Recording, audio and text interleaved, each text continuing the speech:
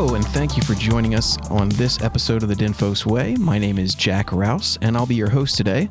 I'm a former Navy journalist and a current training instructor here at DINFOS. Joining me today from the DC Video Shoot-Off is Maureen Stewart, who is one of the producers, and Master Sgt. Brad Sisson, who is an MCF training instructor. Thanks for joining me, guys. Thanks for having us.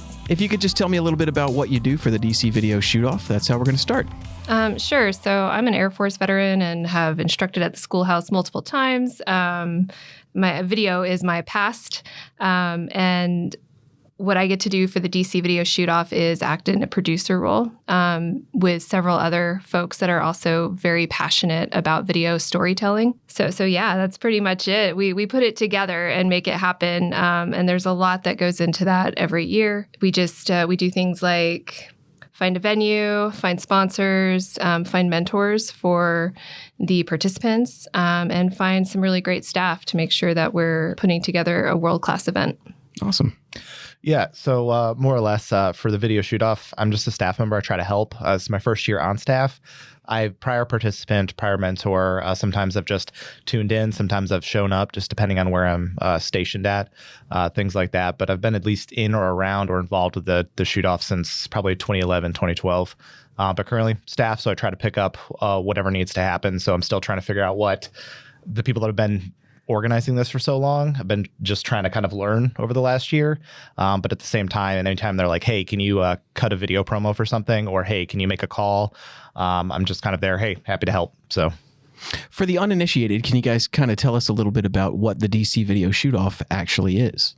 Sure. So just for some background, the shoot-off itself in photo form has been around a little bit longer than we have. It falls under the umbrella of Visual Media One, which is run by a Navy veteran, Johnny Bavera. So I always like to mention him because none of this would be possible without that umbrella of Visual Media One over the shoot-off workshops. There's always been a ton of training for photo, right? And the photo workshop was a really great event. And us in the video world, before all the mergers happened in the early 2000s, were like, well, what about us? Like, where is our training? And this looks like a cool event, but this is not a space where I'm going to learn more about video, right? And so we reached out to Johnny and we said, hey, what do you think about us putting together a video workshop? And Johnny was like, yeah, that's a great idea. Let's do it. And so what was really cool is in 2011, the very first video workshop kicked off. And that was thanks to not only Johnny, but Juan Femath, Anna Femath, and Blake Stillwell, who are still producers, Air Force veterans, and super passionate about the creative field in general, right? So I think it's important to say that the DC Video Shoot-Off is a space for creatives, run by creatives, focused on military storytellers and seeing how we can supplement their training to give them opportunities to grow and learn in an environment outside of the box of the military. So what do they actually do during the course of the shoot-off, the participants? So during the course of the shoot-off, it's a 4-day event. It starts on a Thursday. From Thursday through Friday, we have presenters from all sorts of spaces, professionals in the field, sometimes our sponsors. So Adobe will often speak, as will Canon. We have folks from, sometimes we'll have some of the top tier military storytellers come in and do presentations or do demos. A lot of times we've had opportunities to have hands-on with things like really great lighting or even editing demos. So it really depends. Sometimes we try to focus the year on a specific thing. So that may be foundational storytelling, or it might be lighting, or it might be audio, right? And sometimes it's just a little bit of everything. But it's an opportunity for participants to hear directly from creative professionals that are doing it now, what's going on, what's changed, what's new, and how they can implement techniques into what they do every day. And then from there, after those first 2 days, the teams break out and they shoot a story, and that's based on a one-word theme that's provided to them that Friday.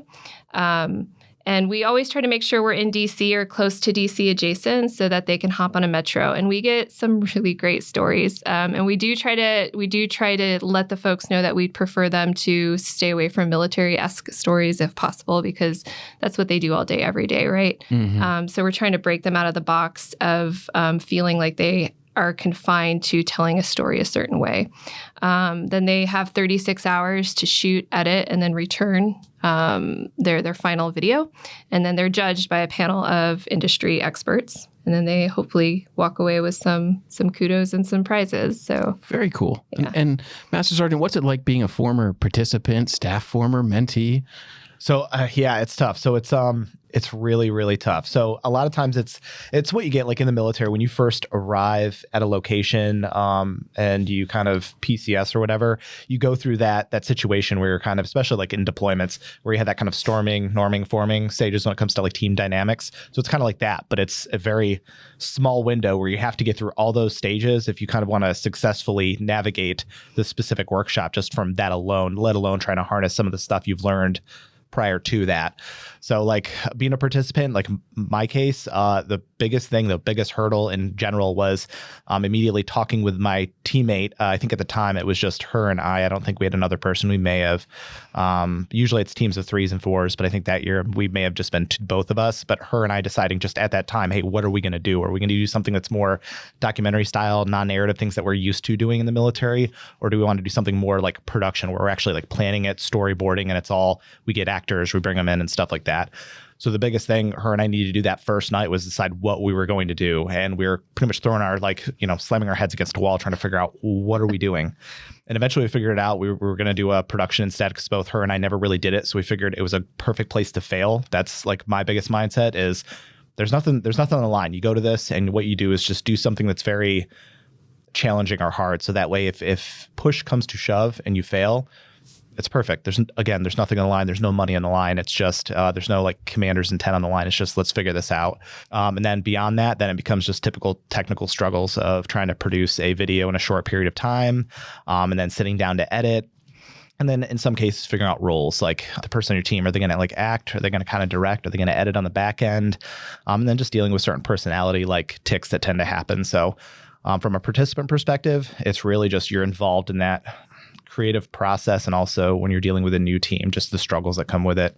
As far as a mentor goes, biggest thing is in some ways trying to be a mediator when they're going through that situation, because sometimes you just get personalities that just don't they don't mix at all, and really trying to mediate it. Also trying to keep the team on track when it comes to like timetables, understanding that, hey, you only have 36 hours, and if you have 5 hours left and you haven't really import the footage yet, or you're starting to change, there's probably a problem that's going to happen. And at the same time, also like some of the challenges you see, because the teams aren't necessarily perfect. We get a wide range of like skill sets. We'll get brand new, fresh people, and we'll also get really experienced people who are very confident in their skills. And then when you kind of mix those two up, sometimes there's an issue, or sometimes you'll get people who are overconfident in their skills, but don't understand that they're fairly new. And then you get a team that's just, there's no real experience there. And then sometimes with how awesome like and diverse the federal government is and some of these participants that come in, we get a lot of like, we were getting some Voices of America individuals in who they were from different parts of the world. So you also had some communication difficulties that you're trying to navigate as a mentor, trying to like deal with a team of 3. And sometimes there's just miscommunications constantly. And then also understanding the challenges of workflow. When you come with a team, they're trying to edit, especially at that in years past. I mean, how many different editing systems, have we seen as broadcasters or videographers in general, especially like 10 years ago, we were dealing with probably 5, 6 mainstream editing systems. And you get someone that brings something in that you've never seen before, and they're like, hey, I want to edit on this, but you don't know how to navigate that as a mentor because you've never seen, and I can't remember the name of the software at the time, but it was something I've never saw before. And it wasn't Sony Vegas, it wasn't Premiere, it wasn't Avid, it wasn't one of the like legacy ones. It was something out of the ordinary. So you're dealing with technical challenges like that. So it's super challenging, but at the same time, it's super rewarding when you see that end product and it gets pushed through. You see that, the reaction both from your peers or the judges, and also getting sometimes that hard feedback that sometimes you don't get at your home station because we're so just involved in getting things in and pushing things out, but you don't get that hard feedback from your commander or your PAO or your NCO at all, because they're just like, hey, we got a product, we're pushing it out, let's move on to the next one. Whereas at least in the shoot off, you get that feedback, and in some ways, was it unadulterated feedback that you need personally just to understand, like, hey, this is where my faults lie and I didn't see it, but now I do. And you can kind of change and adjust and get better as you move and grow as a visual artist. So rewarding, but challenging, I guess is the short answer. I love that you mentioned that it's a safe place to fail. because I often tell people, I'm like, if you go to the website, dcvideoshootoff.org, you can see all the years past the participants' entries, right? And they run the gamut, right? Like you'll look at some, you'll see that it's very amateur, but that group is really pushing the limits for them. And then you'll see some that are incredible. And you're like, how did they pull this off in 36 hours? And it's really cool to see like that space. And yeah, it's a safe space to try new things. And I think that's really valuable, especially for military storytellers, because they don't always get that opportunity within the confines of their everyday job.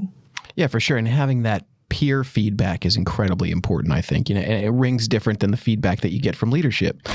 So it's nice to have both things, I suppose. What I've noticed over time is that the DC Video Shoot-Off, it gives folks the opportunity to learn lots of different things, right? From industry professionals and from their peers in the military. But the one thing that you guys always focus on is good storytelling. What has made storytelling the primary focus for the DC Video Shoot-Off over the years? I mean, I think it's foundational, right? Like you can't, you can break the rules, but you have to know the rules first. And having that foundation is really, really important. And I think that we always consider that going in, like when we talk, like we're talking about this year, who are the speakers that we want to aim for? What do we want to have them talk about? And we're basing that on things like the feedback I'm getting from somebody like Brad, who comes in and tells, because I've been out of the service for a long time. So I'll reach out to Brad and say, like, what is going on in the service? What do you need?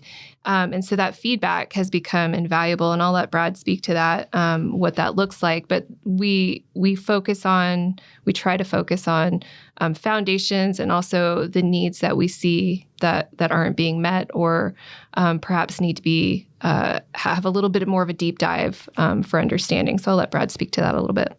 Yeah, so I've been in for 17 and a half years, and you see this shift that tends to happen. But overall, like as DoD and military, we want to be good stewards of taxpayers' money when it comes to what we do and how we do things, right? So when I first came in, it was you generally had multiple career fields, some on the visual arts side, some on the public relations or public affairs side. And then over the last 17 and a half years, we've kind of merged all of these skill sets and all these career fields together that I think the last term I got, it was like 30 plus different skill sets within the kind of the umbrella of mass communications, which is, what we teach here at DINFOS as a foundational course. When that happens, and again, we're being great stewards with taxpayers' money, so we can do more or less, and it's, I guess, more with less in general. We can do that, and we can be efficient when it comes to doing the job. But the problem is when you have that and you have 30 plus career fields for a single person, skill sets and foundational skill sets, we'll say, just like storytelling in general, does end up watered down. Yeah, like I don't want to say like loses.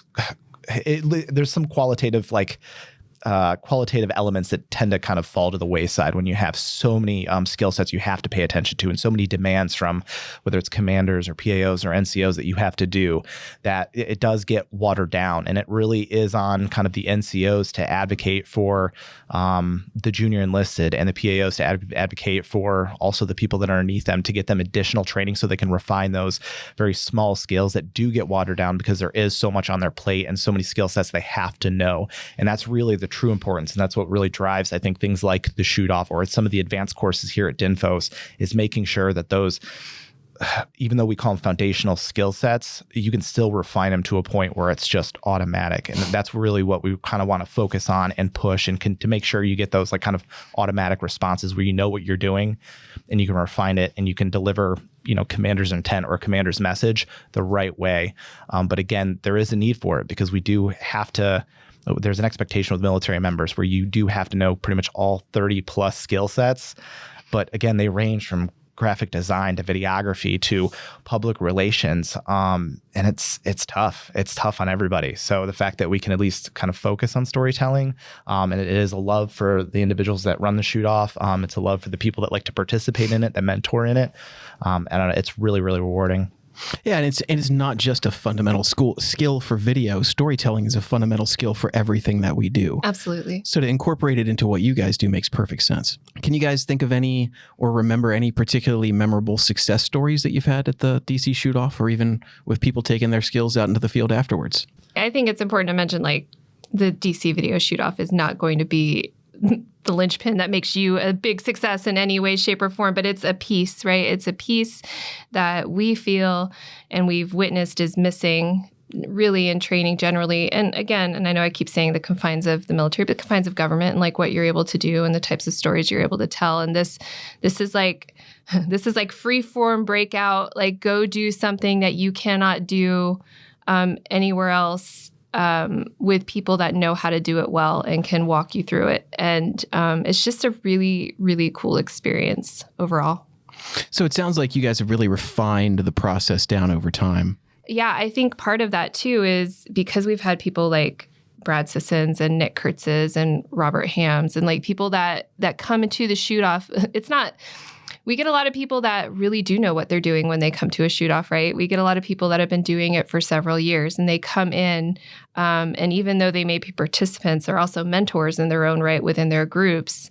And I think that's key too. We have a wide range of experience in participants. And so one thing we try very hard to do is participants beforehand fill out kind of a biography telling us where they've been, what they do, where they think they excel and where they think they don't. And we very deliberately try to pair groups so that they complement each other. And that's kind of that mentorship within the groups too, right? So, and we may even like, if we have a group that we just can't make it work where we have a strong editor and a strong storyteller and strong audio, we'll try to pair a mentor that is really good in those spaces. So we miss the mark sometimes. We know if you're listening and you're like, that's not how it was when I came through.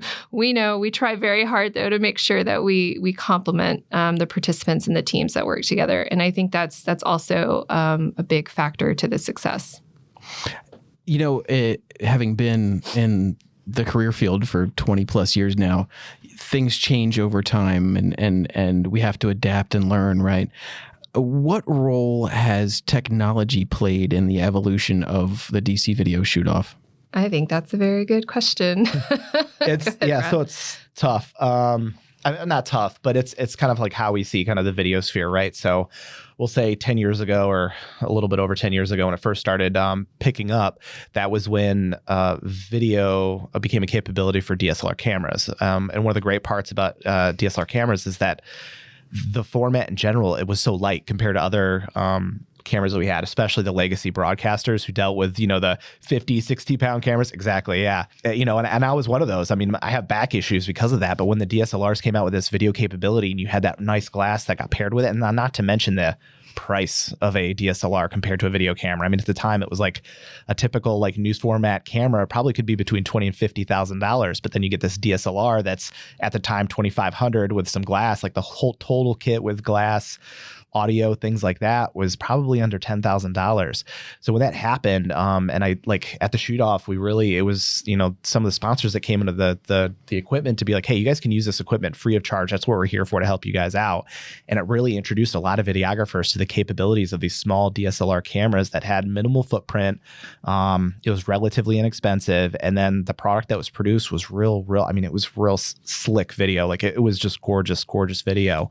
And it really kind of introduced it. So as far as like technology and the role it played, it really, I think, did change how the military, like video community in general, actually adapted pretty quickly to something that we were seeing on the civilian side. Everybody kind of was on board.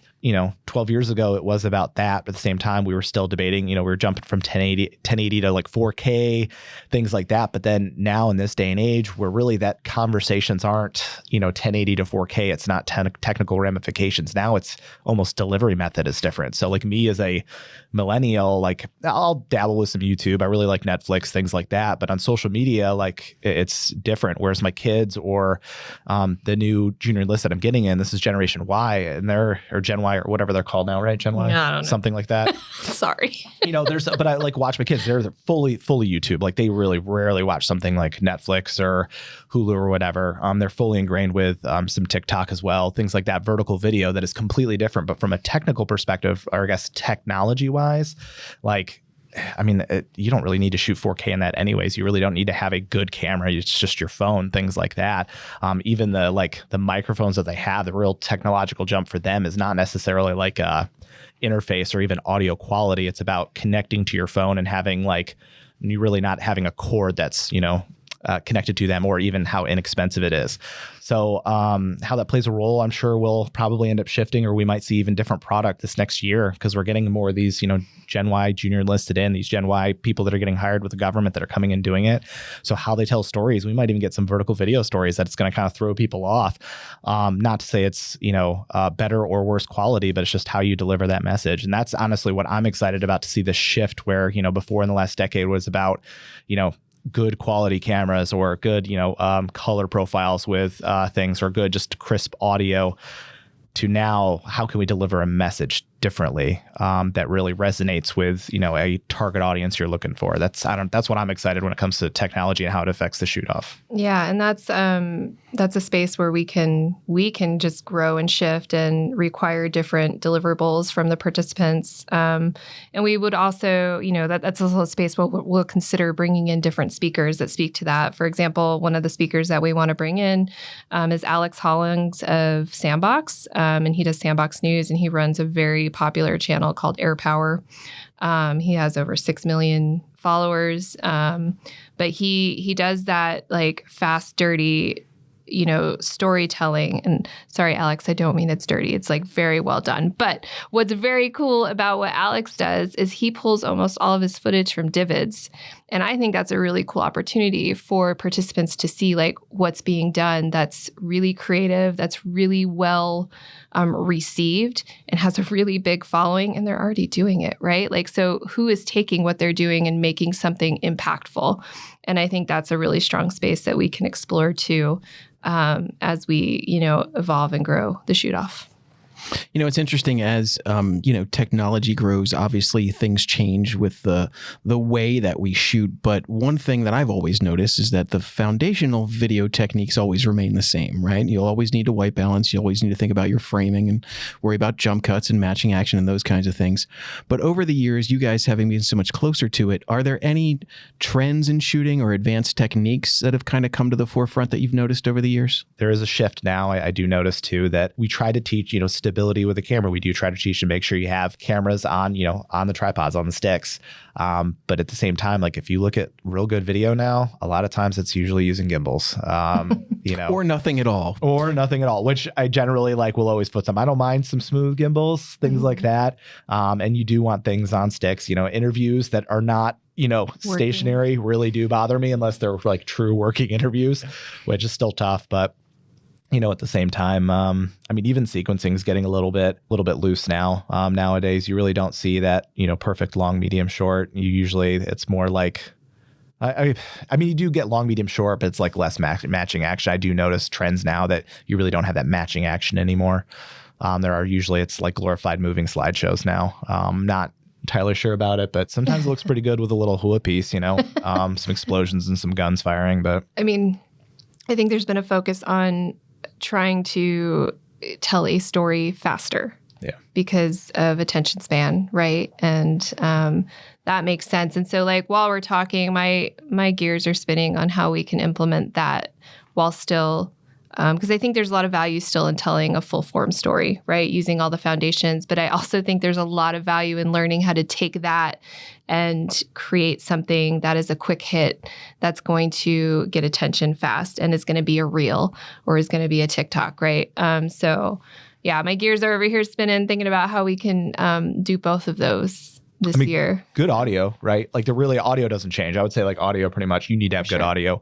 That's the one thing, even difference of what my kids gravitate towards if they're watching Mr. Beast on YouTube versus someone on TikTok, right?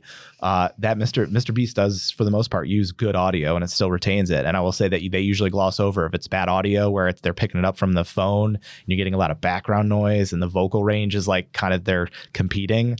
My kids will skip right over it, but at the very least, they'll gravitate towards that good audio without even realizing it. But at the same time, Mr. Beast does do a good job of furthering a show along when it comes to kind of storytelling in his own way. But at the same time, that foundational, just doing good audio using good microphones, I think is huge, and it does generally remain the same. Yeah. And I think this generation too is a lot more savvy in regards to recognizing filters and recognizing, things that have been done to video. And I think that's, something to consider too. It's It's a big question you asked, and I don't know that we answered it correctly, but I think we had a good discussion about it. I feel like you did. It seems like, the shooters have changed. Some of the techniques have changed. Some of the trends have changed. Certainly the audience has changed, and the needs of the military has also changed over time, right? So how does the DC video shoot-off adapt to all of those things? I think that it's really important to still focus on the foundations. Those pretty much don't change. Even when short form, I think you still have a build-up, and then you have that story arc, and you hit that climax, and then you tell them what you told them, right? You reiterate the message, and I think that still exists, even in short form, to get a point across. And I think we continue to focus on the strength of those foundations, regardless of the year or where we've come. We do adapt to, increasing and new technology, which I think is big. I've been out of the game for a long time. I don't do video anymore. I'm a full-time graphic designer. That's what I do all day, every day. But I love this community. And so I continue to do this work. But I have to tell you, I am intimidated, right? I can talk you through what a good video is, but I'm not picking up those cameras right now and knowing what I'm doing. And that stuff is scary to me. And that's because so much has changed since I last, really picked up a camera. And that's just the nature of it, is we have to grow with the technology. We have to grow with the products that are being put out. And that's why, we just need to adapt and change. But the tech is a big one that I think we've done pretty well at. In regards to like short form video, I think we can do better. And I'd like to see us, move in that direction. Maybe not completely, but as part of a package is kind of what I'm envisioning for future shoot-offs. You have more experienced people that kind of know like how to deal with challenges when they pop up pretty quickly because they've done it with that. But at the same time, we do struggle, and that's whether it's the shoot-off or the military, we do struggle with listening to the junior enlisted, to the younger generation. We struggle to listen to it because as the experienced ones, we're like, oh, I know this, I've been through this. But at the same time, like you can't adapt if you're constantly the experienced person for the most part, if you're constantly listening to that one person, because things do change. So really like how the shoot off has adapted to it. And I think how some military units that are really good at really communicating in newer ways, it's because they're listening to the fresh airmen that are coming out of DINFOS and really harnessing it. You have an airman saying, hey, like this is how at least I, consume media. And this might be a good idea. And then you listen to them and you try to take it into account. And if it's feasible, whether it's feasible economically when it comes to funding, or if it's feasible from like a logistics perspective of just trying to, do the shoot off, you listen to see if it's practical and kind of explore that path, especially in the shoot off where you do try to create an environment for people that can fail. That's the perfect time to really listen to the young generation and push forward. So like for me, and how you stay current is just listening to that younger generation. Like you think you may know more from an experience perspective, and a lot of times you do, but at the same time, like that younger generation does have something to give, and just always keeping your ears open and in some ways your mouth shut to just listen to them and see if you can adapt it. As you guys think back over your time with the DC video shoot-off, what are you most proud of? I think what I'm most proud of about the DC video shoot-off is that it's resilient. We haven't had it for the past couple years because #thanks COVID, right? 2020 was our last one, and that was virtual, and it actually went really well. So this year we come back.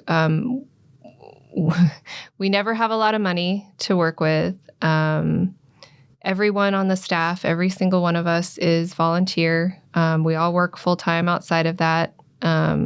We do this because we think what this community does is important.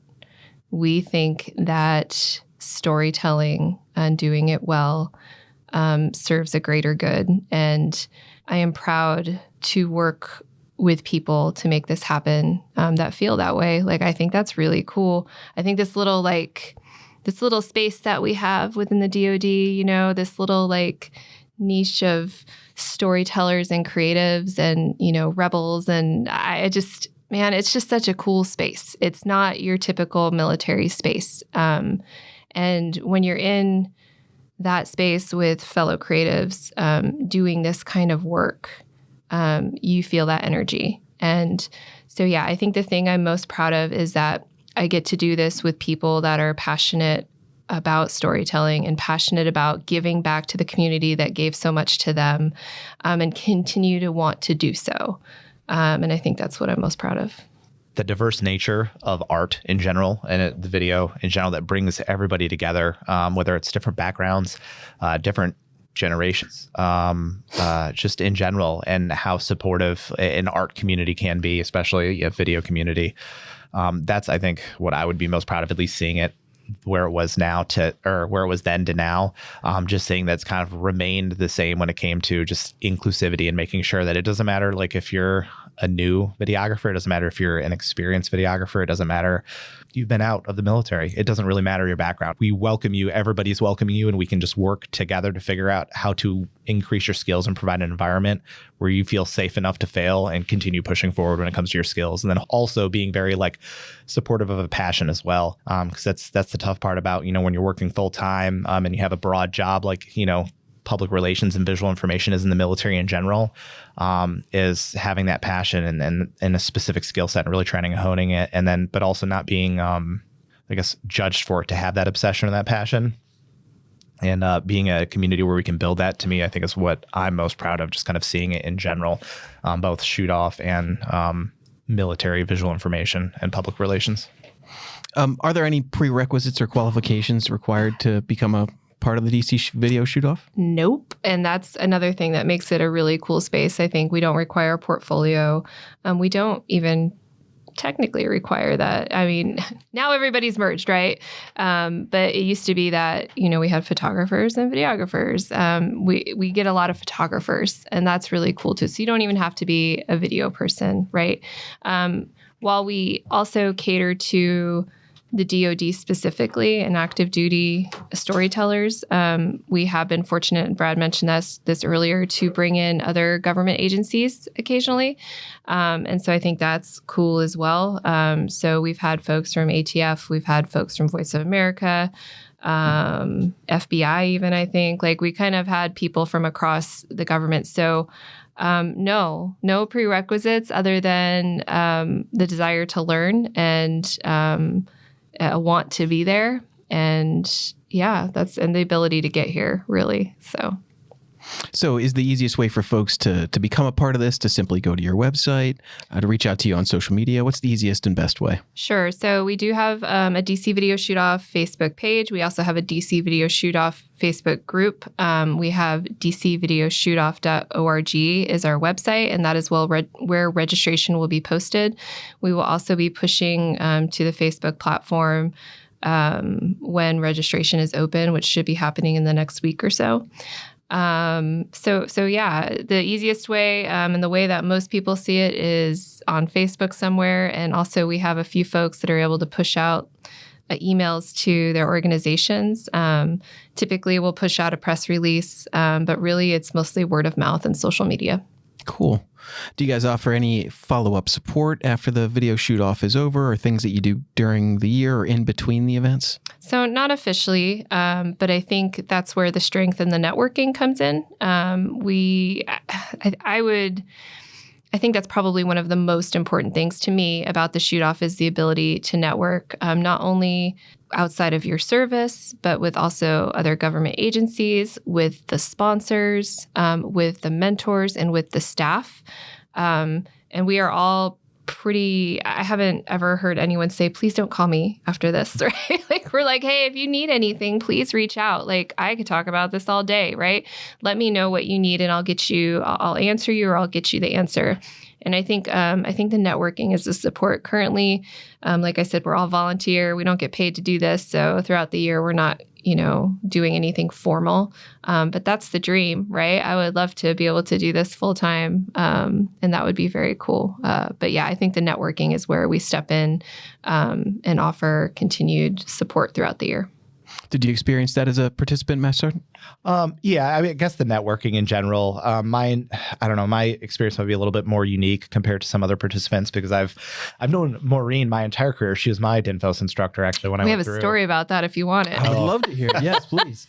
He hated me. Oh, yeah, it was bad. I was just a young, dumb airman, just full of probably arrogance and just ignorance like collectively together. And then eventually I got to know her like through the shoot off and stuff like that, and talking with her. And now she's like, if I have anything, like if I just need to even just like de-stress and be like, hey, I'm stressed out about this, she'll immediately like, yeah. Otherwise, it's just like from a, I guess, like interpersonal professional like working relationship of pushing products out, bouncing things off the wall to see if it makes sense or sticks and stuff like that. But I would say follow-up support is really truly just the networking portion. Yeah, we are small, generally. We are such a tiny piece of that 1%, right? We are very small, but we are everywhere. And so this is such a cool opportunity to bring bits and pieces of those people that are everywhere together. Because my first duty station, I was the only video person, right? So I had nobody to talk to and nobody to bounce stuff off of and nobody that I got to work with. And so you can do some growing in that type of environment, but it's not maybe the best type of growing, right? It's growing out of just purely having to survive, right? And do something, right? And so like an opportunity like this for somebody like me when I was an airman would have been so cool, right? But it didn't exist yet. It wasn't around. And there are those pockets of single or two, maybe two airmen or sailors or Marines or soldiers, right? Like in these little pockets where there's just not a lot of mentorship. And so this is just such a great space for that.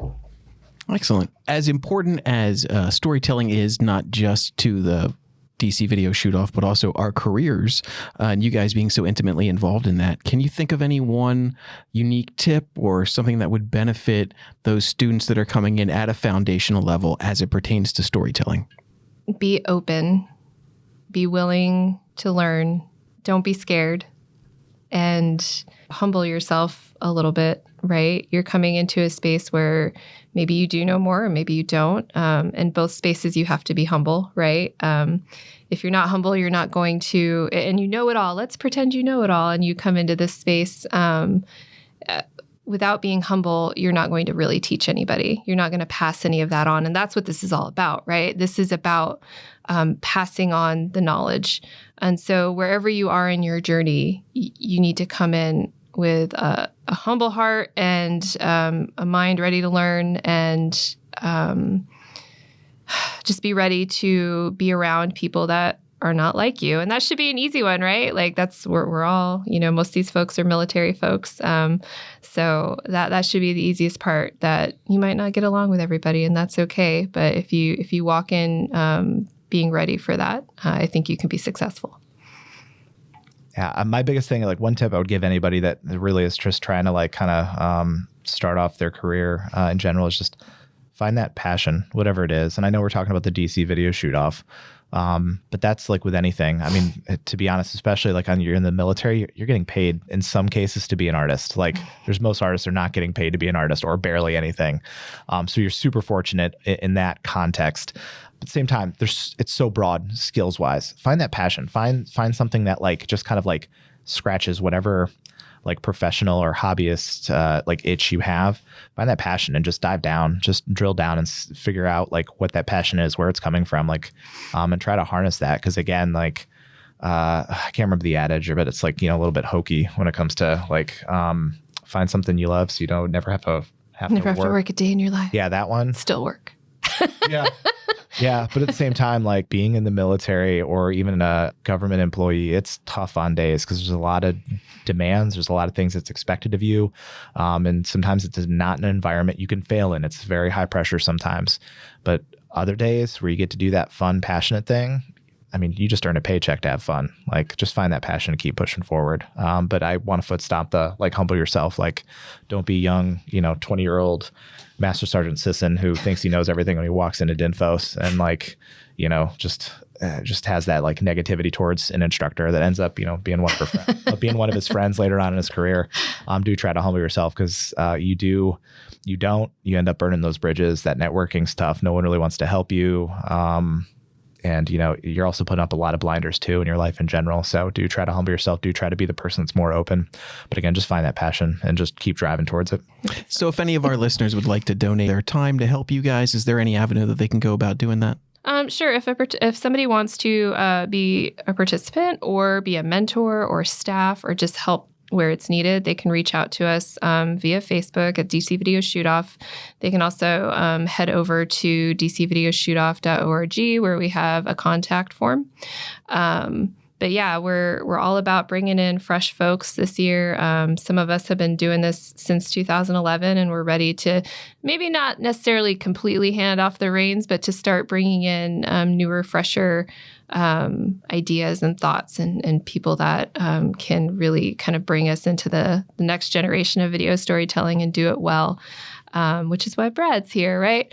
So we're looking forward to those folks that have one foot in the military and maybe, one foot coming out and are ready to take on a project like this. So but we need people doing all the things. So yeah, feel free. You can message one more time on Facebook or hit us up at the dcvideoshootoff.org website.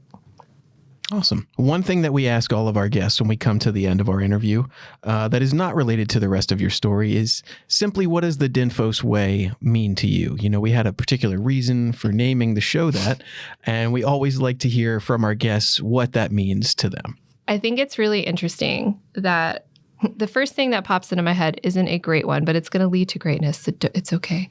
The first thing that pops into my head is I've taught so many different courses at DINFOS at this point. And then you run into students at places like the DC Video Shoot Off, and they're like, well, don't do it the way DINFOS told you to do it, right?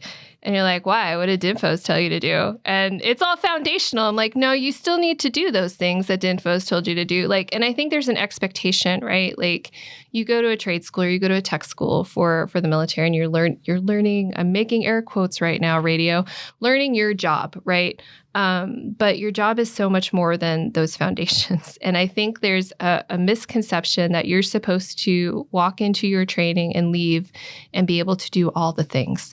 And that is not the case. DINFOS is a space, especially the DINFOS way, I think, is the foundational way. The DINFOS way is a space for you to get what you need to be able to leave and successfully grow, right? And that's how I view DINFOS, especially for pipeline students. And I also think the DINFOS way is a way of caring and a way of care for the community. It's a space where I'm sure there are some, but I have yet to meet somebody that's been an instructor here that said it was a bad experience, right? DINFOS is a community, and I think the DINFOS way ultimately is about foundation and is about community. I think when I first got here, I was 19. This first time I was, I would say challenged. Like, I did videography in college and stuff like that, but it was, one course at a time, very, slow, monotonous, very, again, one course. But here, as the 4.5 months it took to go through it, it definitely challenged me in general. And then every time I've come back for an advanced course or even a basic course that was kind of outside my skill set or wheelhouse, whether it was PAX-Q or broadcast manager's course, what really it means to me in general is that it's just a way to challenge, even if it's not in your wheelhouse. It's a way to just kind of always pursue something growth-wise, whether it's professional or passion, kind of always challenging yourself and always kind of broadening those skills. That's kind of what it means to me. It's just a brick and mortar school that is about challenging and broadening and keep pushing forward. Again, whether it's like internal or external motivating factors, it's just always there to kind of challenge you and push you forward. Thank you so much for your time, guys. I really appreciate you coming by and talking with us. Joining us today was Maureen Stewart and Master Sgt. Sisson from the DC Video Shoot Off. I'm Jack Rous here for DINFOS. Thanks very much for listening, and we'll see you next time.